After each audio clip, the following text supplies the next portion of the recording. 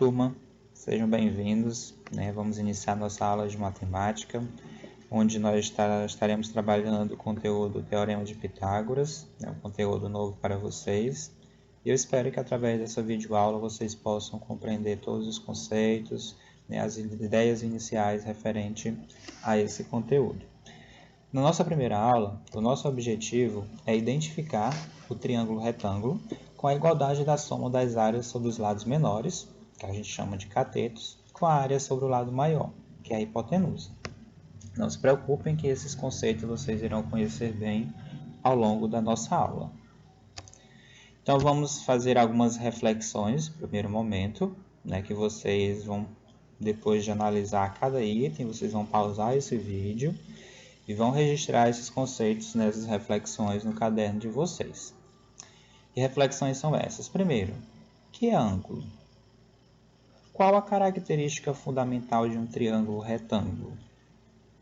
O que é área? Como se calcula a área de um quadrado? Então, essas reflexões que eu faço para vocês, porque são conteúdos essenciais para a gente compreender o Teorema de Pitágoras, né? O nosso conteúdo da nossa aula. Então, pausem o vídeo, façam essas reflexões, revisem, né? A gente já trabalhou isso em aulas passadas, vocês já viram em anos anteriores esses conceitos, então eu acredito que facilmente vocês vão conseguir registrar, relembrar e refletir mais sobre esses tópicos, tá? Vamos lá iniciar nossa aula então. Primeira atividade, nós iremos fazer um aquecimento. Ainda voltado àquelas reflexões iniciais, vocês vão analisar essa situação problema e registrar, né, no caderno também de vocês e me enviar via WhatsApp. Isso já vale como primeira atividade da nossa aula. Então, que situação problema é essa? Vamos analisar juntos aqui. Raíssa e Maria participaram de um jogo proposto pelo professor de matemática, no qual venceria aquela que obtivesse a maior pontuação. O jogo consistia em retirar uma figura, no caso um triângulo, de uma caixa e descrever pelo menos 3 características do mesmo.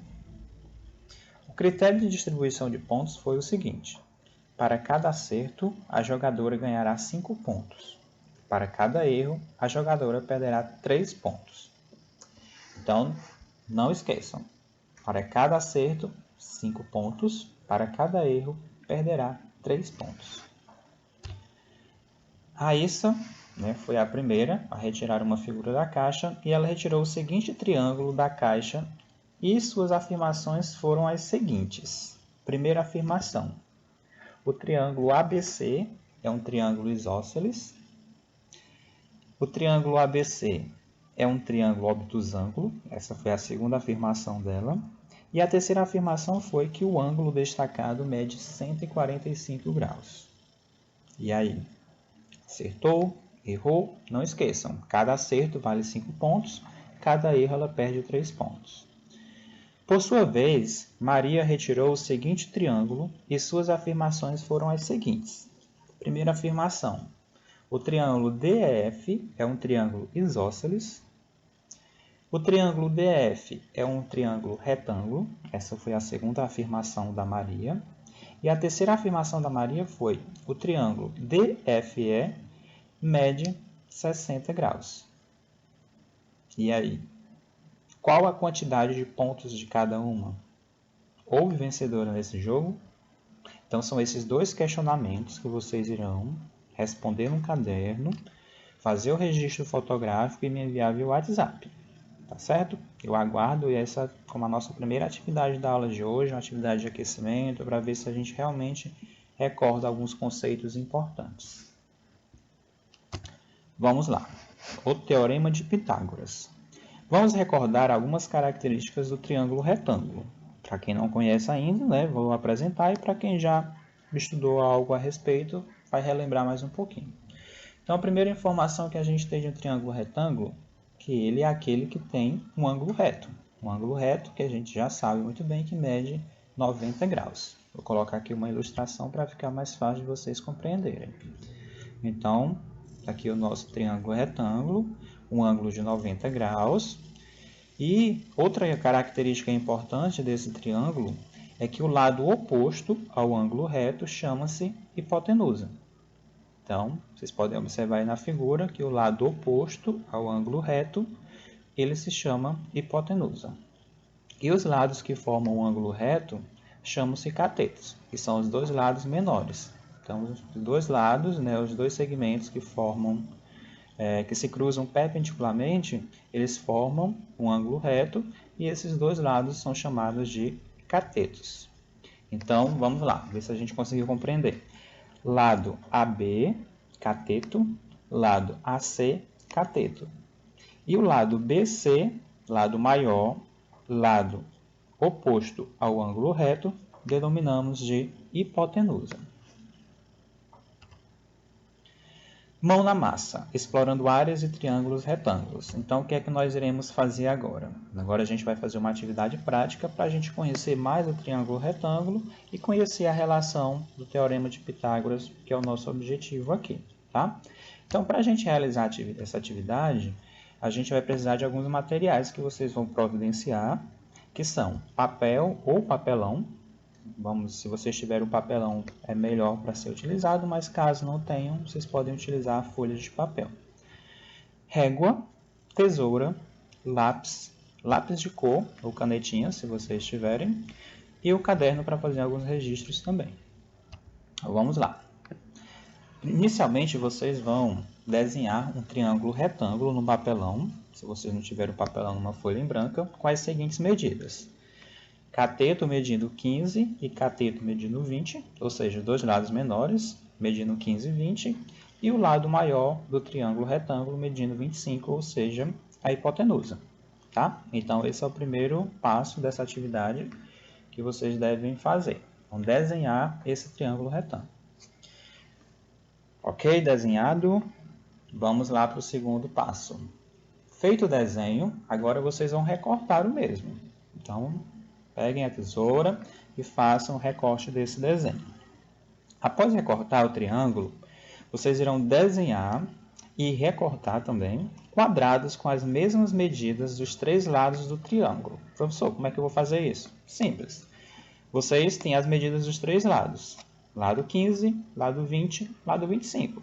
Vocês irão agora desenhar no papelão ou na folha de papel quadrados com essas mesmas medidas. Um quadrado de lado 15, um quadrado de lado 20 e um quadrado de lado 25. Ok? Vamos lá. Então, a gente já tem aqui uma imagem que mostra bem como deve estar a produção de vocês. Um triângulo, retângulo e três quadrados.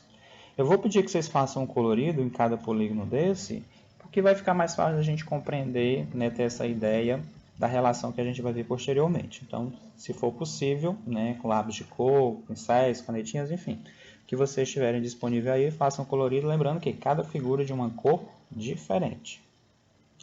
5. E registre a medida de todos os lados das figuras. Então, vocês podem, né, se apoiar até na informação anterior, e aí vocês vão registrar, colocar aí do ladinho, né, as medidas de cada lado do quadrado, cada lado do triângulo, lembrando que são medidas, né, diferentes. Façam todos esses registros, ok? Vamos lá. Agora, eu quero que vocês calculem a área de cada quadrado. Não preciso calcular a área do triângulo, eu quero que vocês calculem a área de cada quadrado e registrem na própria figura que vocês desenharam e recortaram. Eu quero que vocês façam tudo isso nas próprias figuras. Registrem a medida e calculem a área dos quadrados. Ok? Muito bem. Para quem não lembra, calcular a área de um quadrado é simples. Você deverá multiplicar a medida do lado por lado. Lado vezes lado.